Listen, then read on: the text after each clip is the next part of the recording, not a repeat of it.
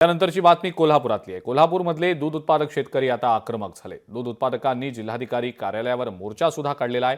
ऐतिहासिक दसरा चौकातनं गायीचं पूजन करत जिल्हाधिकारी कार्यालयावर मोर्चा काढण्यात आलाय।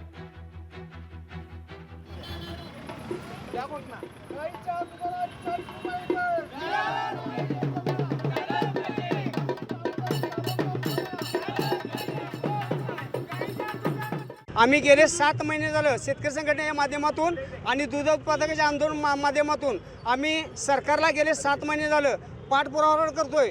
गाईच्या दुधात 4 रुपये कपात आणि 3 रुपये कपात झाले ती तुर्तात थांबवावी आणि जे 5 रुपये अनुदान आणि 7 रुपये अनुदान झालं जाहीर झाले ते तुर्तात चालू करावं। पण तिने असं न करता 2 हप्ते 5 रुपये अनुदानचं दिले आणि तिथून पुढे अनुदान पण नाही आणि गाईचे दुधाचे दर पण कमी केल्यात। हे असं तिने केल्यामुळं किंवा आम्ही आज मोर्चा काढलेला आहे गाईसहित आणि ह्या आमच्या मागण्या जर नाही मान्य जर झाल्या तर मी माणिक शिंदे आणि स्वतः जुतराम खोडके माझं शिष्टमंडळ कलेक्टर ऑफिसच्या दारात उपोषणाला बसणार। त्यातून तिने नाही तोडगा जर काढला तर मी आत्मदहन करणार एवढंच बोलतोय।